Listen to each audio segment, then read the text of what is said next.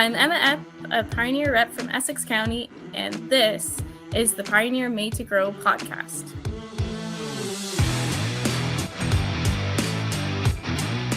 Thanks, Emma, and thank you for listening to the brand new season of the Pioneer Made to Grow podcast. My name's Andrew Campbell, and I'm excited for what we've got lined up for you over the next several weeks. It's all about responding to the latest challenges while taking advantage of the new opportunities and the new tools that are coming out this growing season.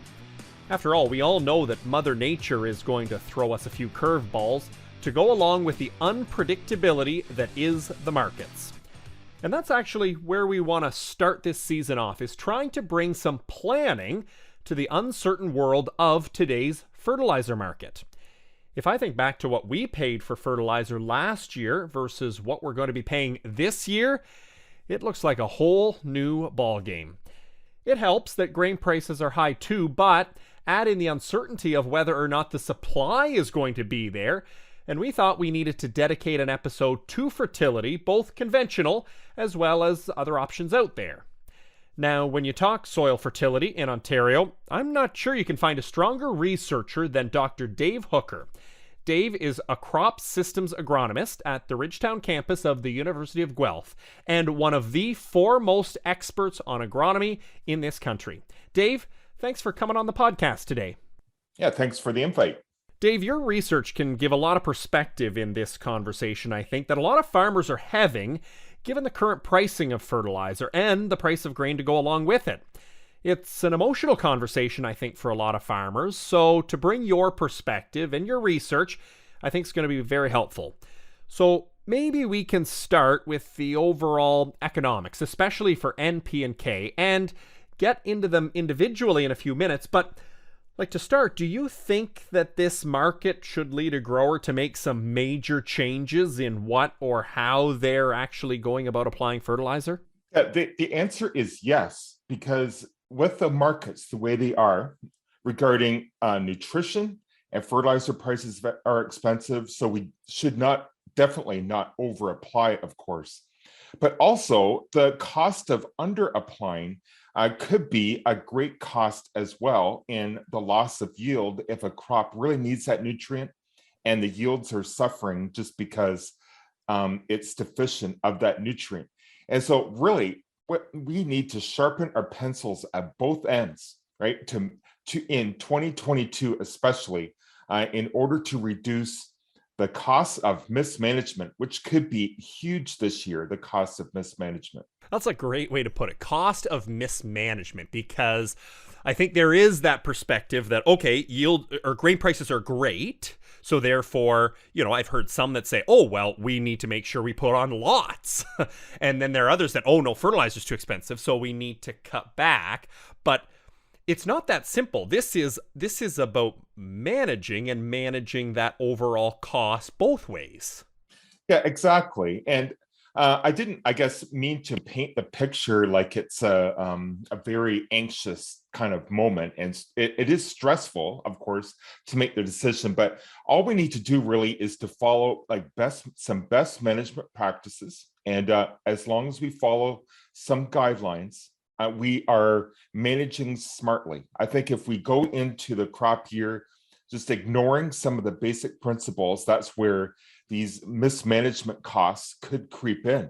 So I think that as long as we follow some guidelines or follow what the experts are recommending, so to speak, and just listen to the crop or predict what the crop will need. I think that it is not an anxious moment in 2022. I think that we have an opportunity here to realize net profits with the crop prices the way they are. But of course, we need to keep the costs low at the same time. Mm-hmm. So then if we can kind of break this down into, as I said, the big three, because they do work differently, they're going to be used differently. If we start with N, when it comes to corn here, although, you can touch on wheat too, because obviously that, farmers are hoping that maybe if they're going to keep their wheat crop, that an application is coming in the next few weeks. I mean, how can we make sure that what we're actually applying is being used by the plant. Can we start there? Yeah, so the more nutrient we apply, the less efficient each unit of nutrient it is just not as efficient with each increasing unit of nutrient that we apply. So we need to make sure that first nutrient that we apply, usually that is the most efficient um, nutrient use because we get the most crop response out of that first application of a nutrient if the soil test warrants that application of a nutrient. So if we use nitrogen, for instance, the first unit of nitrogen, we get the biggest yield response out of that first unit. But every other unit, every additional unit that we apply, we see a little bit less yield response out of those additional units. So we just need to make sure that we don't apply too much. And of course, the yield response and the value of the crop plays an important role in this nutrient use efficiency as well. So it's a little bit different this year with the crop prices the way they are, and with the nitrogen prices the way they are. The price ratio, I think we need to keep that in mind. The difference or the price ratio between the cost of the fertilizer and the cost of the crop. And it is a little bit different this year. It's a little bit higher in favor of the nutrient. So the price ratio, that fertilizer to crop price ratio, is a little bit higher this year than in previous years. And so we could probably reduce the rates of nutrients, especially if our soil tests, for P and K especially, if our soil tests warrant that reduction. So then when we are talking about nitrogen, as we get later on to those, those units past that first application, I mean, what happens if that plant doesn't take it up, or where's it going, and what do farmers need to be aware of? Well, in this year, I think the scenario has changed a little bit this year compared to other years. And so in other years, if we over apply a little bit in addition to what the crop needs, of course, that just gets added to the soil bank of nutrients, and that could be used in future years, especially with P and K. But for nitrogen, of course, nitrogen can be lost in the soil atmosphere, so to speak. And so therefore, we should not apply more nitrogen than the crop would need or respond to. And so this is where past research has come in very nicely. We have some guidelines, and I talked about best management practices earlier and following guidelines. And so the Ontario Corn Nitrogen Calculator, I think it's just a fantastic tool to use or to estimate the amount of nitrogen that should be applied to a corn crop based on soil type, crop rotation, and the fertilizer and prices and the crop prices. And so that is an excellent, I think, starting point. And once those numbers are plugged in, even with current numbers, maybe that nitrogen rate could be decreased a little bit from previous years, just because that price ratio, that fertilizer to crop price ratio, is a little bit higher than in previous year. So if the price ratio this year, for instance, if it is 5 units higher, so that's the price ratio between fertilizer, the price of fertilizer and the price of corn. If it is only 5 units higher this year, which it is approximately 4 to 5 units higher, that means our nitrogen rates could come down about 20 pounds per acre, which doesn't sound like much, really. Not as much as a lot of people think. Well, because when you talk about that yield response curve, I mean, that obviously has a significant impact on, which unit that plant is taking up. So then, it's an interesting conversation that what I'm hearing here is, and I know this is going to apply to all of them, not just nitrogen, but I can already start to summarize this in we need to make sure that our soil samples are at least somewhat accurate to what we're dealing with. We need to look at something like that Ontario calculator that's going to map that out for us. And we just need to have a pretty good idea of what's the response likely going to be based on the soil conditions we're in, because I know for us, we've got very variable soils around here. And so already it has me thinking, like, is this the time that I should be trying something like variable rate application across a field? Are there other best management practices that kind of fit in with this? Well, there's a lot of opinion. There's a lot of research has been going into variable rate nitrogen application. I just think that a lot of work needs to be done yet before that's really in our official recommendations, or so we can know smartly where to apply nitrogen in the field, because it varies greatly on the environmental conditions in one particular year. So for instance, if I did a variable rate trial in a field and I recognized areas in the field that might be more responsive to fertilizer nitrogen, that could change in another year with a different environment. It could be the opposite effect. So I just think that there's tremendous variability. And so for nitrogen, we are doing, there's a tremendous amount of research out there looking at fine tuning nitrogen rates, and that temporal variability that I talked about, just mentioned, that is like a major source of variability, and we really need to do a better job figuring that out. And that temporal variability can be, assessed a little bit by just getting a sense on the crop demand for nitrogen.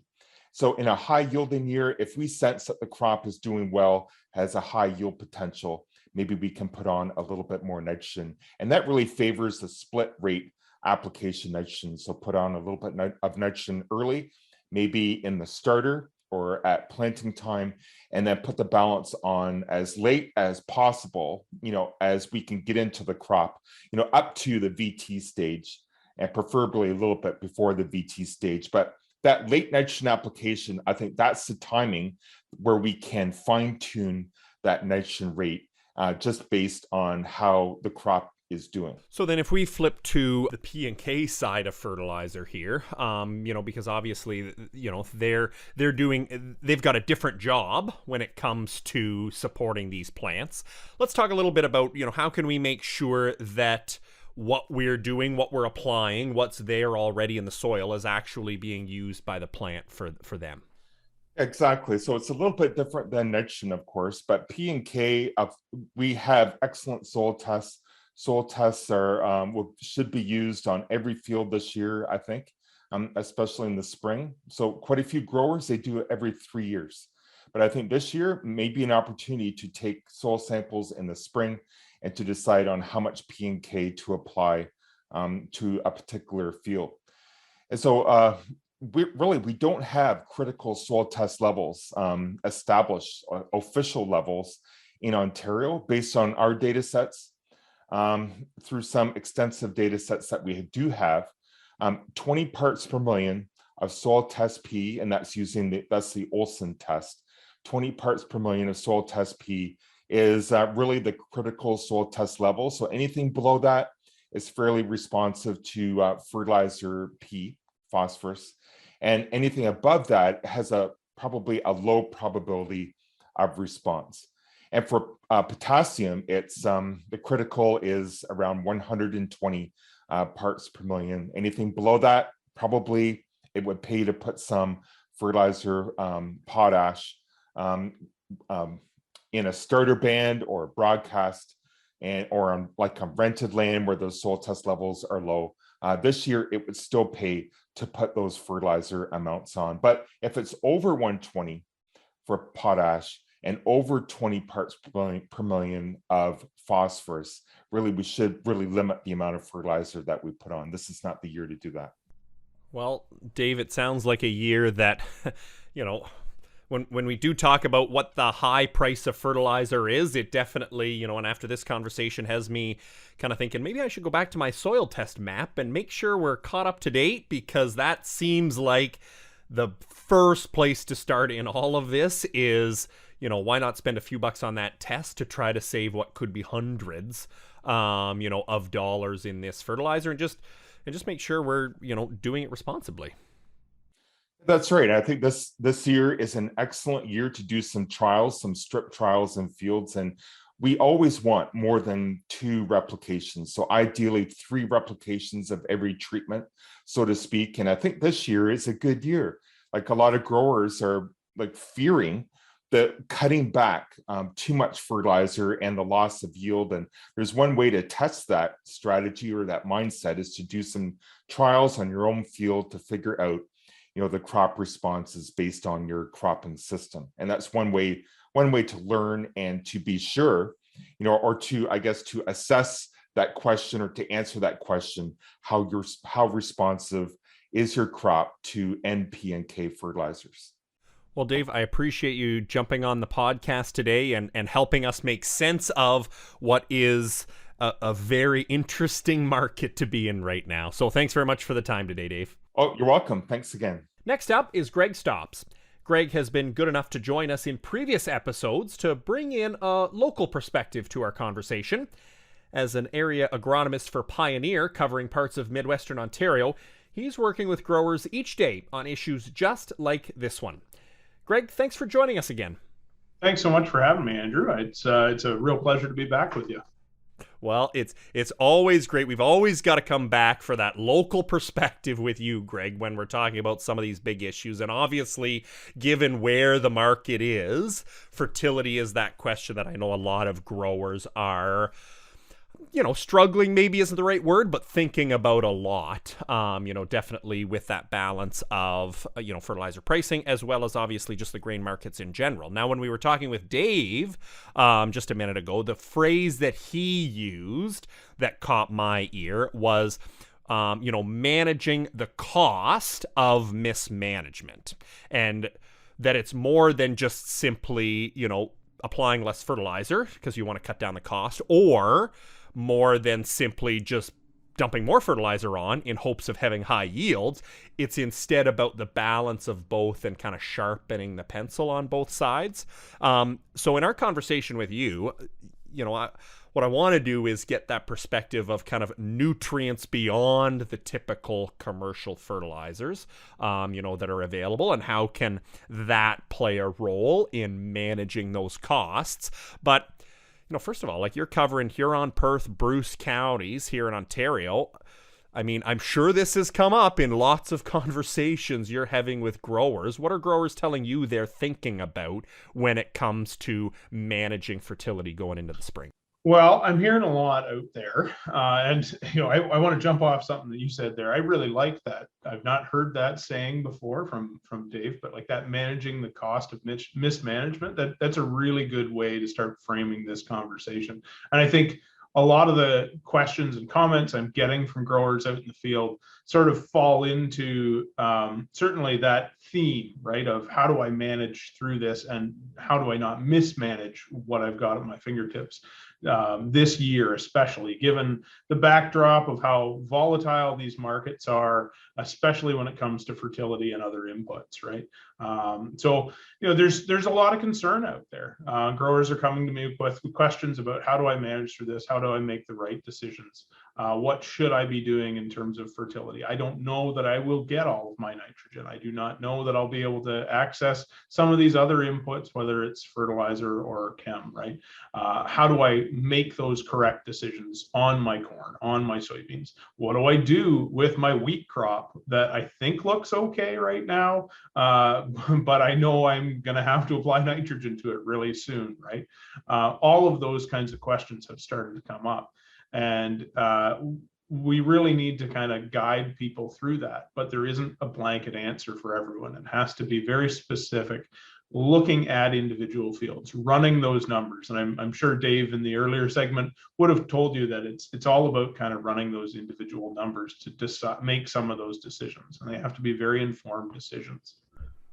Well, that's exactly what he was talking about in terms of running those numbers. One of the numbers that need to be run is soil samples, just to know what you're dealing with.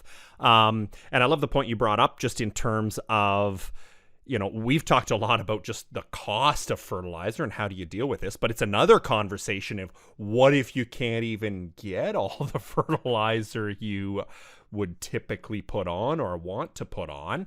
And so I think that fits really well with the conversation of, alternatives, the big one being manure. You're obviously in an area where there is a lot of manure being applied that can be applied. Not everybody might be in that same situation, but there are a lot that are there. So maybe we can kind of start there. Is where does manure or any other product that you want to talk about, where does it fit in this conversation of managing these costs? Well, it all depends on where you are, right? That's the great agronomic answer. It depends, right? And I'm lucky. I sit in a part of the world that is got a lot of access to manure. There's a lot of livestock operations up in this part of the world that I'm in. Not every part of the province has access to that or sees as much, right? And the first thing I always like to remind people of when it comes to manure is that not all manure is equal, right? All manure is great, don't get me wrong, right? It provides huge nutrient input value, a lot of organic material, right? Manure is great across the board, but not all manure is equal, right? And there, especially when it comes to topics of nitrogen, which is kind of foremost at hand this year, but also P and K, right? And I will also quickly point out that not all manure is equal within a tank too, right? So, I mean, as great a job as we do agitating liquid manure, right? The reality is manure adds on another variable as you go across the field and spread it, right? Unless you're spreading it really, really thick to the point where it's there is nothing lacking in the system, right? But for a lot of us, right, it does provide a bit of a variable. So with manure, you have to know what you have, right? Whether you got dairy manure or hog manure or chicken manure, right? Whether you're spreading it on solid or liquid, you got to know what you have and you have to test it, right? Like our base soil tests that are going to become all important this year and knowing what we've got to work with. The manure piece is something that you also have to know what you have to work with in terms of assessing how much we can use and potentially how much we can cut back on some of those other fertilizers to allow that manure to kind of, make up for it, right? Now, you talk about them not being equal, and I hesitate for you to give, very detailed things on each specific type of manure because, as you said, it's all going to be different based on, even whether you were, I do fit in that boat too, where you think you agitate really well until you, have pumped all day and realize, wow, this is a lot thicker than it was when I started. But maybe you can kind of walk through some of the, kind of glaring differences that, especially a livestock farmer can consider when looking at their manure. What do they have? What are the differences between the livestock manures? Well, certainly there are a number of big differences, right? And at the very basic, I kind of rank them in terms of the fertility and the impact that they can have, and certainly looking at a corn crop, and let's specifically talk about corn. You look at dairy manure, and dairy manure provides a lot of organic matter. That's great, right? But it doesn't always provide the amount of nitrogen that we really want available, and frankly, it tends to be a little bit more variable within some of that dairy manure, and there's a lot of water and all kinds of stuff that goes into those pits that has to be agitated. There's sand and everything else that kind of goes into them, right? Getting that agitation can be really tricky. That agitation can be really tricky across any liquid manure system, period, regardless if it's dairy or hog, right?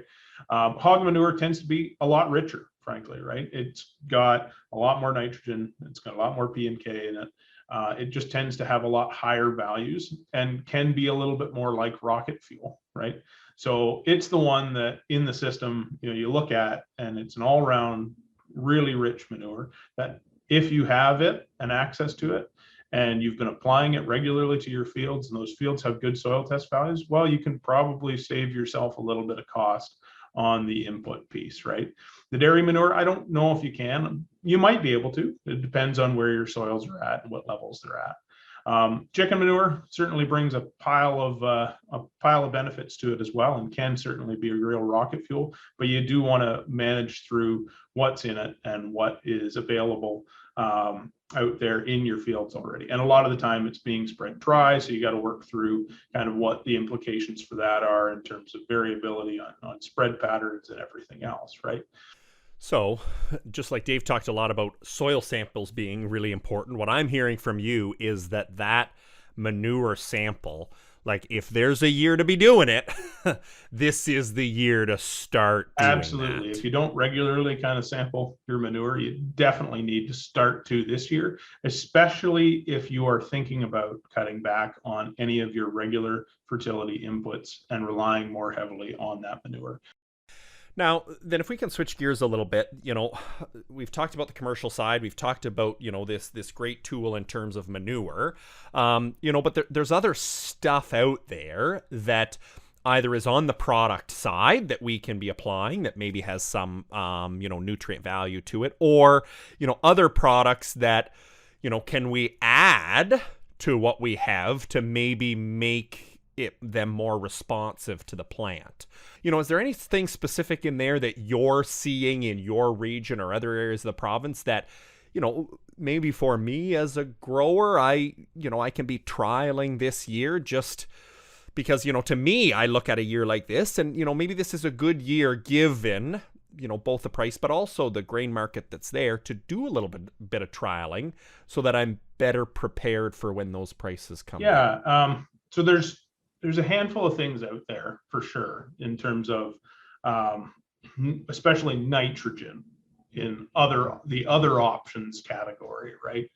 We've talked a lot about manure, and we've talked kind of a bit about the traditional inputs that we have going in to the field this year and how it's important to manage those. And I think those are almost kind of a separate issue than kind of some of these other things, right? I look at it as there's the issue at hand this year in 2022, where we need to manage to reduce some of our inputs because of some of the market volatility out there, where we maybe not reduce them, but manage them really smartly and look at different ways, different timings to put them on, how we look at, is it most profitable in a given field to grow corn or beans, and maybe make some of those switches after we've run the numbers, right?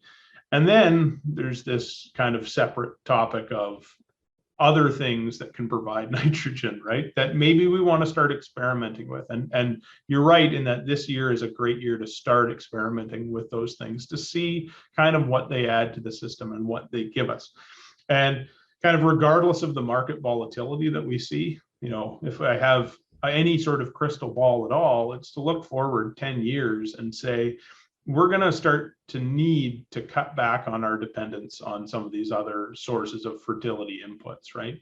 And we're going to probably be regulated to that at some point. If I have my crystal ball, I hope it doesn't come to that. Hopefully we're proactive enough to avoid that kind of regulation, but we need to move to a space where we are utilizing nutrients more effectively. And either that can come from the genetic and crop side or through our practices, right? And that's where some of the things like biologicals, and you hear a lot of talk about biologicals, start to fit in, right? They're more of that future conversation. And there's some of them that can have an impact now. I think we're still working through and trying to figure out what exactly the impact is. And while some of them certainly have an impact, I think we're just trying to figure out how to better predict when they will have that impact and how to maximize that. And there's a lot more work that needs to be done on that, right?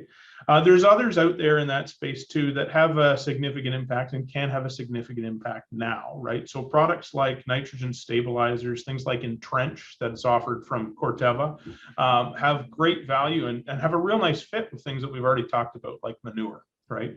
In terms of going on with that system, helping stabilize that nitrogen so it's there and in the system longer, right? Helping you manage through your nitrogen so that it's available to the plant when it needs to be available. Things like those are things that if you're not trying, maybe they're an option to utilize for 2022 in that situation that we're in. Well, thanks, Greg, for giving us some more options to think about and reminding us that both testing today and looking to the future are two great ways to manage the farm. So thanks very much. Thanks, Andrew. Now, hopefully both Dave and Greg offered up an idea or two to think about for this growing season. Now, one of the points that Dave did mention is the trialing and testing, which is exactly what we're going to talk about next time. How do you do your own trials, and how do you do them well? That's next time on the Pioneer Made to Grow podcast. On behalf of myself and the entire team working behind the scenes, thanks so much for listening. Don't forget, you can always get in touch on Twitter at Pioneer Seeds CA or my personal handle, Fresh Air Farmer. And for more info or advice, talk to your local Pioneer rep or visit pioneer.com/Canada.